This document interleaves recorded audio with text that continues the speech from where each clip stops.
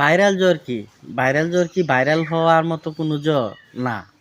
Viral জ্বর হচ্ছে virus জনিত কোনো জ্বর, যা ৩ থেকে ৭ দিনের মধ্যে থাকে।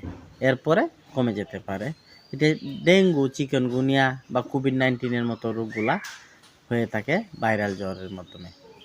ভাইরাল জ্বর সাধারণত প্যারাসিটামল খেলেই কমে যায়, ভালো হয়ে যায়। এরপরে যদি থাকে তাইলে ভালো ডাক্তার দেখানো দরকার। ভাইরাল জ্বর থেকে রক্ষা পাওয়ার জন্য সবসময় হাত মুখ ধোয়া, ঘন ঘন হাত ধোয়া, বিশেষ করে পাতলা কাপড় পরা, টিলের এলা এবং পরিষ্কার পরিচ্ছন্ন থাকা উচিত।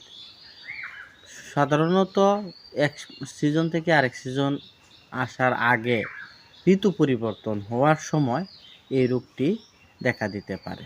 এতে আশঙ্কার কিছু নাই, ভয় পাওয়ারও কিছু নাই।